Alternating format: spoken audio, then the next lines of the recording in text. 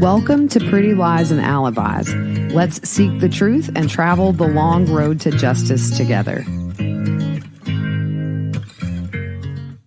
What you know, Alibiers? Welcome to another episode of Pretty Lies and Alibis. I'm Gigi.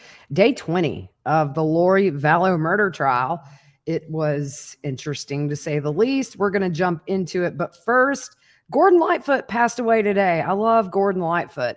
One of my favorite songs by him, If You Could Read My Mind, it was written about his failed marriage, his first marriage. He said the lyrics came to him one summer in 1969 when he was sitting in his empty house in Toronto that was up for sale. He said, ultimately, the song is about peace through acceptance, and it has stood the test of time. I totally agree. I listened on the drive back from the courthouse to hear. Godspeed, Mr. Lightfoot. All right, we ended the day yesterday with the medical examiner who did the autopsy on Tammy Daybell after she was exhumed. It's Dr. Christiansen. This was cross-examined this morning, and Mr. Thomas was up for the defense. Talks about the credentials, as he does with every witness. And then he asks what is an anatomic pathologist. And Dr. Christiansen explains that it's learning to diagnose things like cancer, run pathology tests, the examination of disease and tissue and things of that nature. He read the original death certificate, and it was cardiac arrest due to pulmonary edema. The froth on Tammy's mouth, we talked about this yesterday, it's a manifestation of pulmonary edema.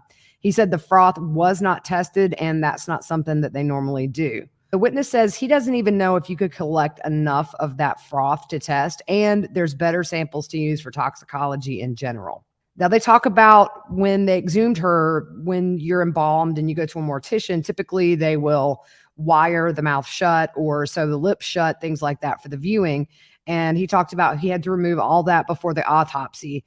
And also he took x-rays, which were completely normal. And again, he reiterated the cause of death was asphyxia. He says asphyxia, Mr. Thomas says asphyxia is a diagnosis of exclusion, which is what the witness testified to yesterday. When they have a negative autopsy, you just say, okay, well, essentially this person stopped breathing, and there's a host of reasons you could die from asphyxia. Nothing was abnormal with Tammy at all. I mean, it's just she just slipped away, or so they thought. So the defense asks about seizures, and he asks, are you sure that nothing abnormal happened and this couldn't have been a seizure? And the witness said that it's just super unlikely that it would be an onset at her age. Now, she was on a generic version of Prozac, and a long-term side effect of being on that medication are seizures. But the defense says Chad said she had seizures and asked, is it possible that she had a seizure? He said, just unlikely. They did examine the brain and did not see any abnormalities. They removed the brain and preserved it in formaldehyde before they examined it. And they actually took samples from the brain for testing. They take photos, and then they generate a report as part of the autopsy. He asked the witness to review his report to see where the brain tissue samples were taken from. They were taken from the hippocampus, the medulla, the cortex, and the nasal ganglia, and portions of the cerebellum. The defense says it's not possible she died of a seizure, and the witness says, well, it's possible. And you have to remember, somebody asked me, why were they trying to push this seizure thing? And that's because Lori's charged with conspiracy to commit murder for Tammy. So if they can get this guy to say, well, it could have been a seizure, then they're trying to introduce some reasonable doubt that Chad murdered her, essentially, because Lori's charged with conspiracy. Now, Tammy was using alternative medications, including essential oils and vitamins. Mr. Thomas says you can OD on that, and the witness says you can OD on a lot of things. The defense asked if you could die from like a vitamin A toxicity, and the witness says that would be over a really long period of time. He's asked if they tested for an overdose on essential oils and vitamins, and he said they did not specifically test for that stuff. They tested for heavy metal poisoning. That was done at a separate lab, and nothing was found. So we move on to that bruising that we talked about yesterday. And the defense points out that some of the bruises were more severe. And the witness says, I wouldn't characterize it that way. Some had more hemorrhage, but all the bruises were superficial. And he asks if it was consistent with Tammy falling or being held down. And the witness says he can't say exactly how it happened. And so he's asked, well, what makes them consistent with your diagnosis? And the witness said it was the location and the age of the bruises that caused that to go into consideration with this being asphyxia and it being homicide, because to see the pictures, and I said this yesterday, it did look like fingerprints. They weren't huge. It's in spots where you might hold somebody down. My question is this, and we'll never know, was Alex there during this? Did he help hold her down or something? Because I don't know. It just seems like if Garth was home and Chad's killing her by himself, it would have been hard. I don't know. We'll never know. That just went through my mind. So the defense asked how long it takes the inflammation process to start in a bruise. And the witness says sometimes it could take hours, or in some cases it could take days.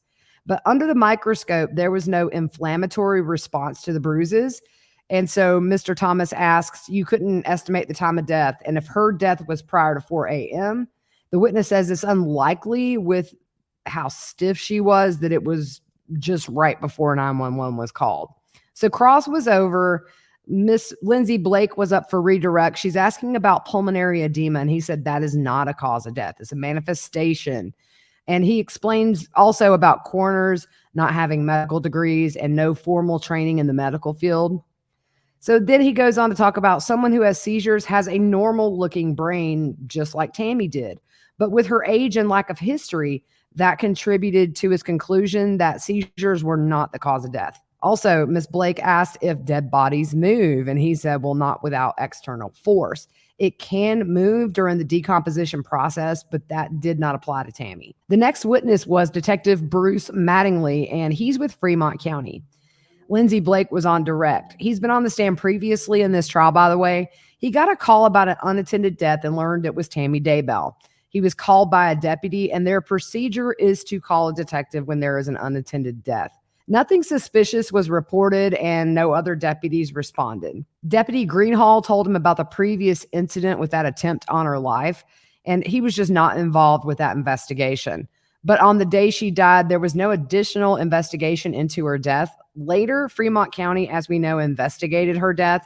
He came on that case in mid-December of 2019, just about the time this was all ramping up in the media with the kids being missing. Fremont County had already started investigating Tammy Daybell's death the 1st of November in 2019. So they were quickly on that as soon as she was buried, unfortunately. At this point, Rexburg PD and the FBI were searching for JJ and Tylee. And in Arizona, they were also investigating the attempt on Brandon as well as Charles's murder. This all became a joint investigation. He reviewed statements made by Chad about the events surrounding Tammy's death and her health, and the witness got a search warrant for her doctors and also her pharmacy. They admitted Tammy's medical and pharmacy records, but they will not present them. But the records will be available for the jury later on when they're deliberating. He reviewed the records and nothing stood out to him. The statements made by Chad compared to her medical records, he said, were complete opposite. They reviewed photos from the scene and saw a Fitbit on her nightstand. So what did they do? They got a search warrant for that Fitbit. Now, she had a base model. It was not the fancy kind that records your heart rate or your sleep patterns. But here's what they found from that device. Her email that she used was tammy.daybell@gmail.com. And she had 3 friends listed on her Fitbit account, which were 3 of her kids, Emma, Leah, and Seth. And her steps for each month of the year were shown on the screen. And it was very average, if not somewhat above average. October, she had almost 173,000 steps. Now, you think she had only lived through half of October, and that was one of the higher months from what I remember looking at all those numbers on the screen. But y'all know me, numbers, they just mess my brain up. I get smoke coming out of my ears. But ultimately, it showed him that Tammy was very, very active up until her death. There was no slowdown in her activity in the months leading up to October 19th. And he also talked to coworkers and neighbors about her health. And nobody said anything that supported Tammy having these health issues that Chad reported. She was in clogging class. She was taking a Zumba class. And we know in August, she ran that 5K. And that was right before school started in 2019 there in Rexburg. So we move on to the life insurance policies. They got search warrants for those, of course. One was through Primerica and the other through LifeMap. The insured were both Tammy and Chad, and the beneficiaries were each other. One policy was $300,000, and that was paid out to Chad after Tammy was murdered. Life Map was just Tammy insured. That was for $80,000, and that was paid out to Chad. So there was an additional $50,000, making the total payout for that $130,000. So direct is over, and Mr. Archibald came up for cross.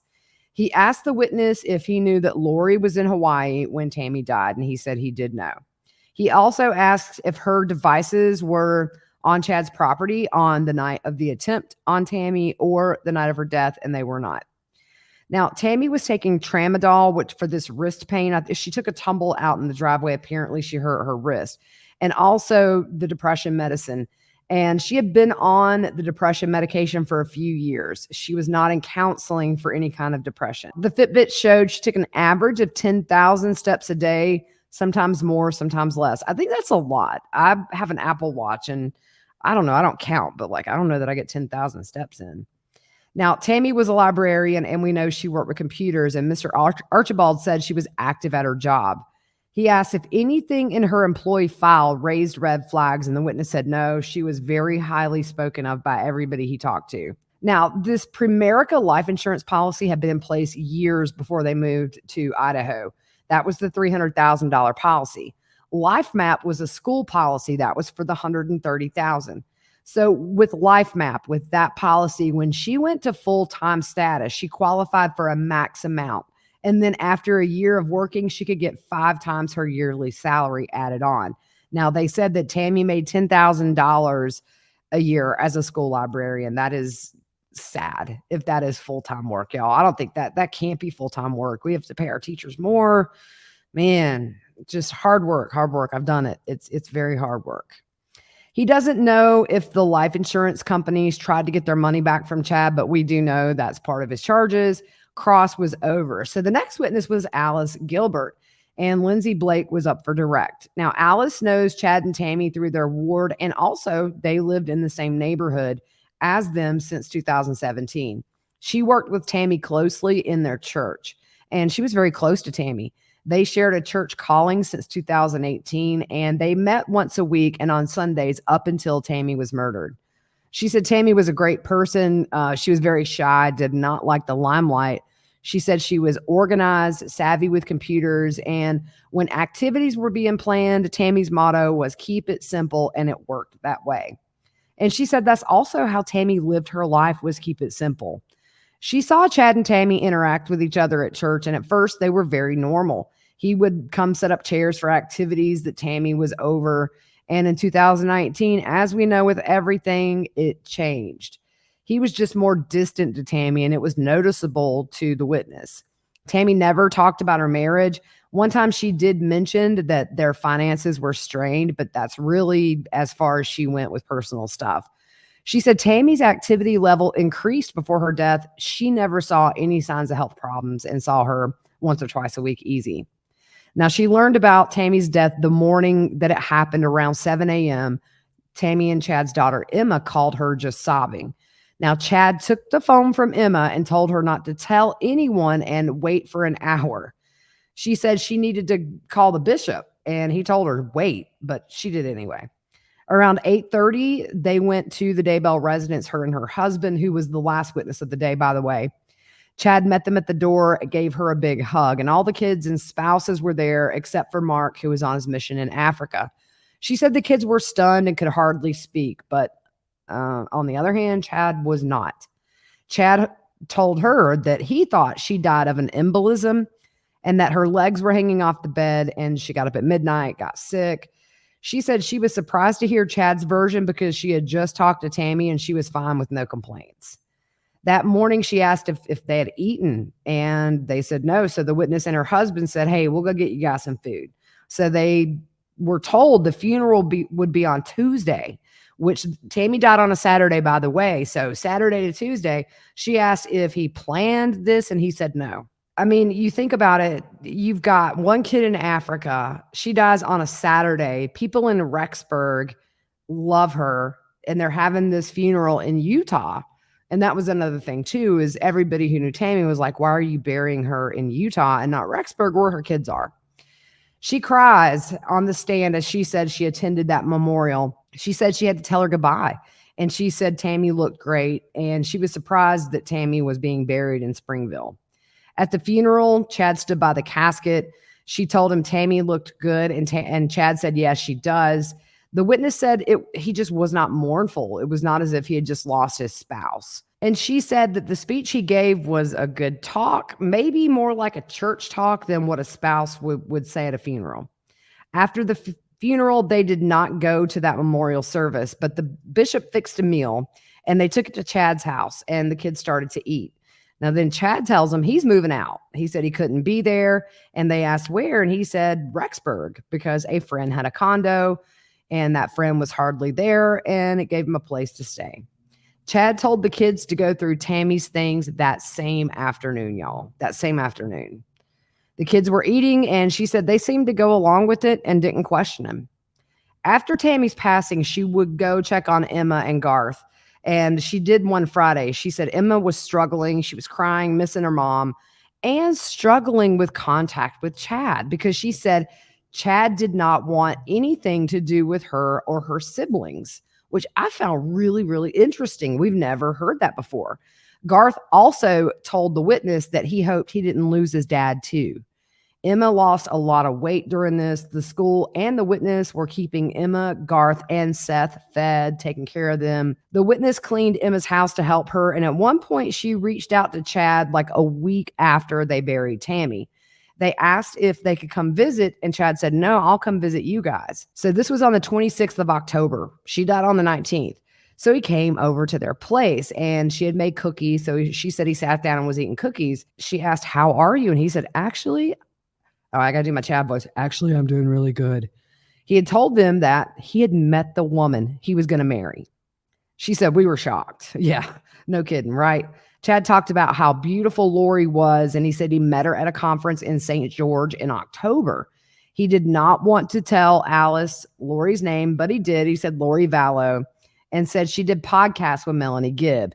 Now, the witness knew Lori through these podcasts with Melanie Gibb. Her and her husband listened to some of these podcasts. Now, at this time, Lori was not with Chad during this visit. She did meet Lori at the church. Chad tapped her on the shoulder and he introduced Lori, Melanie's, and another friend to the witness. She said it was really awkward, and both Chad and Lori came to her house that same week. The witness just trying to make small talks like, well, how are you getting used to Idaho weather? And Lori said she had bought some warm clothes. She said that Chad and Lori sat on the couch and they were really affectionate, and it was abnormal to see Chad that way. He was not this way with Tammy. He had his arm around her. He had his arm on her leg. Lori was giggling and laughing. The witness said it actually embarrassed her and her husband. And she said they looked and acted like they were teenagers. So the witness asked about family for Lori. And she said her husband had died in December. And Chad said Lori, get this, had recently lost a daughter. And she asked about other kids, and Lori kind of stumbled. And she said she never got a direct answer from Lori about other children. When Chad told her Lori had a daughter who recently died, Lori did not contradict that. Chad said he was going to Hawaii to write a book and they would eventually get married. They were taking Chad's kids to Disneyland around Thanksgiving. They never mentioned anything about JJ or Tylee, obviously. And the witness was under the impression that Lori didn't have any more children other than the daughter that she said Chad said recently died. And she said she just didn't ask how Lori's daughter died. So she learned about JJ and Tylee through Emma. Then there's a big ejection, and then we don't get to hear about that conversation. I wish we could have, because I would have loved to have heard what Emma had to say about that. Now, Lori and Chad came to visit again. This was after they were married. Can you imagine being friends with these people? And then a week later, I found the woman I'm going to marry. It's just like, I would have called the cops, but I don't fault this lady. I mean, they seem like a really, really nice couple. This was when they were taking the Daybell kids to Disneyland, and then they showed them photos from the wedding because they're like, hey, we got married. Here's our pictures. This was 2 weeks after that initial visit at the house with Lori. And they were just super surprised they got married so soon after Tammy had been buried. Chad and Lori had visited other neighbors too and went to the school. I believe the school where Tammy worked at. Chad came back in February of now we kind of jump back to February of 2019 when Tammy's still alive. He had come to visit, and Chad was going to leave after their visit, and he stopped at the door and he said that he had a vision that Tammy's time on earth was coming to an end, and he didn't know how or when, but he didn't see her living past the age of 50. After Lori's arrest, get this, Chad comes over and he's like, "Hey, can I move in?" He said his place was too crowded. And they told him, our daughter is coming to live with us. And so he visited after Lori was arrested, after her bond hearing. And what does he do? "Can you guys put your property up for bond?" And they were like, "We'll think about it." And so the next day, what does Chad do? He texted and said, "Hey, a bondsman's going to come talk to you guys." And she's like, "We're still thinking about it." So she asked Chad, "How many daughters does Lori have?" And she reminds him, "When we first met her, you said she had just lost her daughter." And Chad said, "No, I didn't." And at this point, the witness knows it's Tylee that they were talking about. And she asks, "Where are the kids?" And she's crying, and she said that Chad told her Tylee did not like people and didn't like him. And she noted that he used past tense when referring to Tylee. She overheard Chad say to someone that they, meaning her and her husband, think I killed my wife. That was the end of direct. So Mr. Archibald is up for cross-exam. He asked how she knew Melanie Gibb, and she said they listened to these podcasts because they were upbeat and positive. They knew Chad was an author, and they had read the last series before they actually had moved to Rexburg and met Chad. She said the beginning of the book said fiction, but at the end, they were based on his visions that he had gotten. She didn't talk to him about the books, but she assumed he thought they were true. She didn't talk to him about visions he had, but her husband did. So they lived 6 houses west from Chad's house. Her and her husband did attend Preparing a People conferences in Rexburg and then one in Boise. The one in Rexburg was in 2018. The one here in Boise was in 2019. Chad was a presenter at both of those, and he was selling books. He talked about his near-death experiences at those conferences, and she says they're interesting books, but she didn't know if they were real or not, but she said they seemed real to Chad. And his goal ultimately going to these conferences, according to her, was to sell his books. And the conferences were not promoted or sanctioned by the church. The people in attendance were from all over and not necessarily all LDS. Mr. Archibald asked if you were a renegade in your church if you went, and she said no. A lot of the content was LDS themed and being positive, food storage, things like that. Chad focused on end times too when he talked. She said it was food for thought, and he would tie things in with what was happening in the world, like financial things or natural disasters. She said what Chad was teaching would be considered out of the ordinary. And he didn't talk about the Church of the Firstborn at the seminars, but she did hear him talk about it to her husband. She said she thought Chad was weird, but she said, "I've met a lot of weird people," but he was odd. She didn't look to him for any kind of spiritual guidance, and she considered it his thoughts and his theories. And she said people were attracted to Chad because of his spiritual talking, and he was convincing, and people believed it. He would talk as if he knew things. And she's asked if Lori was enamored with Chad, and she said it looked like she was in love with him. So Lindsay Blake is up for redirect, and she said Chad was enamored with Lori. They were equally affectionate with each other, and it did not appear one was controlling the other. So that was it for her testimony. And next up is Todd Gilbert, her husband. And he knew Chad and Tammy. He knew Chad was an author, and also from when they moved in the area. He saw Chad once a week at church and sometimes just out in the yard. So they moved near the Daybells in 2017, and they would talk about the books Chad had wrote, as well as his dreams and visions that were incorporated into those books he wrote. Chad said the books were fictional based on his dreams and visions. As time went on, Chad was trying to teach the witness things, like especially in 2019. And if it wasn't traditional LDS doctrine, he wouldn't listen, but then again, he wouldn't really say anything one way or another when Chad was spewing the hogwash. Also, he heard the same thing, that he had a vision Tammy would not live to see 50. So we know Emma called Alice to tell her Tammy had died, and then he recounts going to the house. Chad was more businesslike than someone who had just lost their companion. And Todd said something about the vision. And he said, I guess it happened. And Chad said, yes, it did. And then he turned his back from his kids before he said that, though. I thought that was interesting. Chad told Todd he never told his kids Tammy would die. And Chad recounted the story to him about how Tammy died. He said he thought she died around 2:30, and when she fell out of bed, he called his son Garth to help put her back in the bed. At church, they sat up front initially, like when Tammy was alive and well, and they were attending together, and they were right up front. But after 2019, they started moving back in the rows, and they seemed distant. And Chad was talking less to Todd and said people talking preparation was getting old, so he was just kind of taking a break. So they came back to the Daybell house after they got, now in the morning, Tammy was murdered, by the way. They got everybody McDonald's for breakfast, and people from the ward were starting to show up, so they left. After Tammy's memorial, Chad said he wasn't staying in the house and recounted the friend in Rexburg with the apartment. He said at the funeral, Chad to him seemed upbeat, and around the casket, he did not seem sad given that his wife had died 3 days earlier. When Chad spoke at the funeral, he showed emotion and spoke for a while. But he expected a lot more emotion than what he saw from Chad. So Todd reached out to Chad 2 to 3 days after that memorial to check in with him, and they were going to bring him pizza to his new place in Rexburg. This is when Chad said, I'll come to you guys. He said he had a girlfriend, and he was very hesitant to tell the name, but again, Lori Vallow. He had heard Lori's name from the podcast, as his wife did. Lori said she had many children, but they never got a straight answer of how many, and Lori never mentioned Tylee or JJ. They visited again one more time before they went to Hawaii, and also taken Chad's kids to Disneyland. And then that's when they said they had been married. And then there was an objection again when they talk about the wife talking to Emma about JJ and Tylee. Chad said his kids felt good about his marriage to Lori. They missed their mom, but felt okay with Chad and Lori.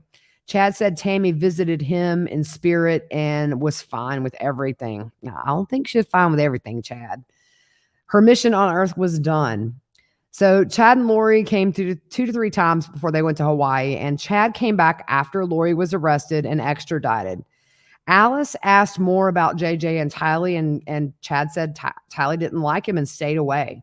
So Mr. Archibald was up for cross, and the witness knew Chad wrote end-of-day books, and he said the books were interesting to him. He asked if he thought Chad had visions or was full of crap, and the witness said he really didn't know. He said Chad wrote a series with the witness as one of the characters, and his name in the book was Brother Gilbert. Now, it was the Times of Turmoil series. So he said it was flattering that Chad included him in one of his books. And Lori was smiling at this witness as he's testifying, because he was kind of giggling and saying, well, I guess it was flattering. And you could tell that she liked these people, I guess, in a different time. But she did. When he was on the stand, she smiled a whole lot. The witness says he thinks the books were successful, and the targeted audience obviously were people who were preparing or preppers. When asked about the podcast, he said he knew Lori, Melanie Gibb, and Jason Mao, and he thought the podcasts were interesting. Now, Lori smiled really, really big when he recognized the podcast and said they were interesting. I have that in my notes here. He's asked who Jason Mao is, and he said a retired policeman who is now a motivational speaker. There was an objection that was sustained. He said Chad was on the podcast one time, and Mr. Archibald asks if the name Thor sounds familiar, and he says yes. Mr. Archibald wants to introduce this almost 2-hour podcast with Lori, Melanie Gibb, Jason Mao, and Thor. And though, oh man, we went to a sidebar. The jury goes out. We hear some arguments outside the presence of the jury. And, I was wondering, is this how the defense kind of gets in the extreme beliefs that Lori believed, because mental health is not coming in as a defense? And I'm just trying to figure out, why would you want this 2-hour podcast to come in? Well, because after we hear it, you hear Lori talking just in ways that are weird. I don't even want to say, this isn't even like religious stuff, y'all. This, I hate it because people are pegging this as a religion. This is like a fantasy world that they believed in. So the podcast was recorded on November 4th, 2018. Melanie Gibb was the first speaker for 4 minutes. She introduces everybody. Thor talks about living on a reservation and how at the age of 12, he was drinking and smoking, and then he found Jesus. And he spoke for 14 minutes. Jason Mao speaks for 13 minutes. He also found Jesus. Lori talked for 9 minutes about Joe Ryan abusing her kids and this kind of thing, and then she found Jesus. So Zulema actually was on that podcast as well. They talk about their motivations, their beliefs, and Mr. Archibald argues it would educate the jury of the subjects of the podcast and fill in the blanks about these religious meetings that they had. So ultimately, Lindsay Blake said, look, this wasn't on the exhibit list. It was turned over in discovery, but she said there's a lack of foundation. So what do? We get some foundation. And ultimately, the judge allows the first 40 minutes to come in. And so they play this like outside the presence of the jury. He's able to recognize who everybody is. So definitely he was listening to these podcasts. And y'all, there was a bird. I don't know if they filmed this like in a zoo, but there is a parrot nonstop, like just chirping and talking in the background. It's probably saying like, you're crazy, you're crazy. Then here comes the dog. And I swear I thought I heard an elephant, but you know. So Lindsay Blake says, if we allow this to be played, this could open the door for more evidence that wasn't allowed previously, specifically regarding Joe Ryan. Judge Boyce says, one door opens another. And Melanie Gibbs said so we start the podcast, by the way. Melanie Gibbs says her breakdown led to her change in her life. She spent a year praying in her closet and something marvelous happened. The love was so powerful. She knew there was more God had to offer her. And she wanted to share that message. Now, y'all, I'm doing my best to transcribe this because the bird, like nonstop, was hollering at the top of his lungs during this podcast. I mean, look, y'all, I had to keep my head down because I was getting tickled because I was just trying to imagine, like, if we could have a little collar like in Up, you know, that tells you what like the animals say and what this bird was saying. I was in my mind. I was like, yeah, I was going places. And so I was like having to bite my lip because I didn't want to be like giggling in court because this is a very serious thing. But the bird's like the whole time. So Melanie Gibbs said everything changes and the Lord will have love and mercy. From her book, it says giving up means unhappiness, hopelessness, bitterness. And Father told me who I am. Why would I listen to any other voice? I have all hope because of Jesus Christ. I will follow and love him forever. He snatched my soul from hell and put me in his bosom. I'm the daughter of a living God. Why would you not choose Jesus when it's a choice? We are his. This came to me as I was writing and the Spirit filled my soul. Now, Lori, we had a sidebar here.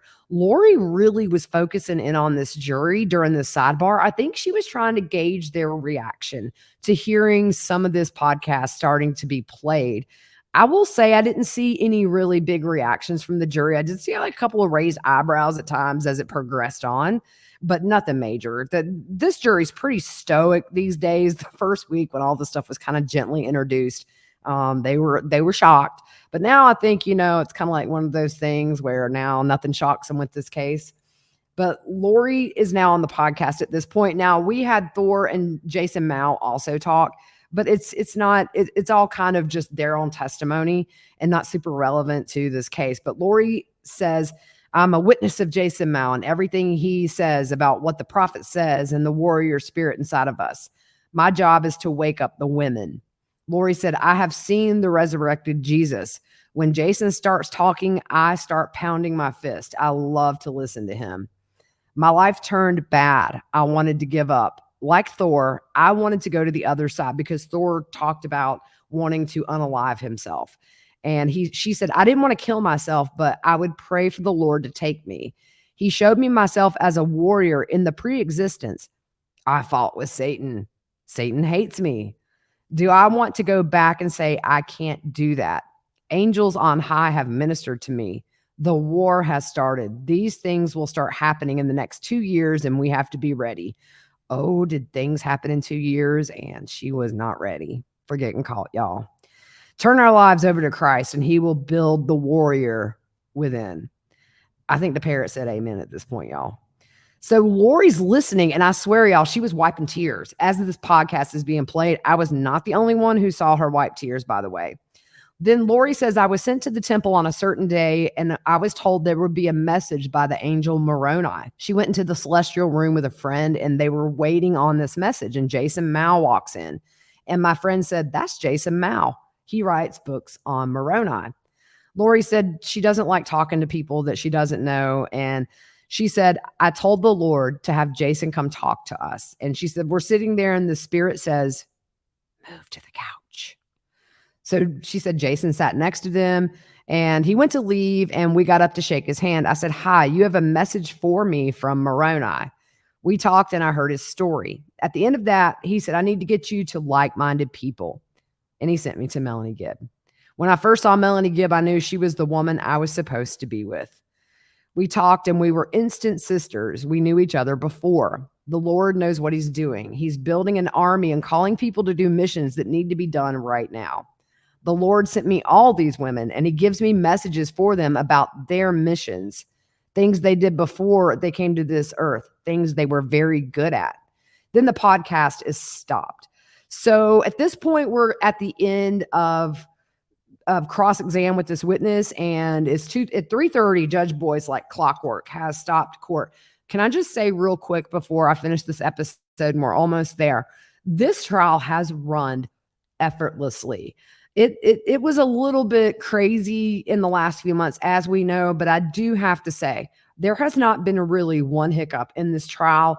It has run really, really smoothly, and I have to say, maybe one of the smoothest trials I've ever sat in. But anyway, I just wanted to make sure everybody knew that just from the inside of that courtroom, it really has run very well and has gone off effortlessly. So it's a good thing, right? So Mr. Archibald said the purpose to listen to a podcast is to be lifted up and feel good about what you're doing. And the witness says yes. Mr. Archibald asks if this is mainstream LDS. And the witness says most of it, but not all. Mr. Archibald said it started to stray. And the witness says, yeah. And he said Chad was starting to stray too. Chad told the witness more than once that Tammy had visited him in spirit and said everything would be fine. The witness said, I didn't really doubt him, but it never happened to me before, meaning people in spirit coming to visit. So then this was actually really funny. Archibald he has such a dry sense of humor. And this was one of those times it cracked me up about laughed out loud. He said, so where you sit in church, does that mean anything about your spirituality? And the witness says, not really. So Mr. Archibald says, if you want to sit with the sinners, you sit in the back of the church. And everybody kind of giggled. It was so funny. And the witness laughs and then crosses over. So Lindsay Blake totally nails it with the last statement of the day in court. She says, we're the children of Melanie Gibb, Thor, or Jason Mao, found buried on Chad's property. He says, nope, not that I know of. No further questions. Boom. I thought that was very powerful to end the day. That gives the jury this to go home and think about. It's interesting that the defense wanted to bring the podcast in, but I think I know why. And so anyways, that was it for today. I'll be back tomorrow. Same song, same dance. We're going to break it down in an hour or less. What was the best moments of testimony? We are a day closer to justice. I really do think that this trial is on the tail end. I think maybe by the end of the week. Melanie's was there yesterday. I saw a video, heard she was there today. She was not on the stand. So we'll see if she comes tomorrow. Looking forward. And also the light coming in, y'all, if you're on YouTube. I notice my hair sticking straight up in one spot. Oh, well, your girl's not that girly, right? This tomboy has never wore so much makeup as I have, starting with Murdoch to Vallow Daybell. But anyways, all right, guys, y'all have a great evening. We will see you soon. I'm out.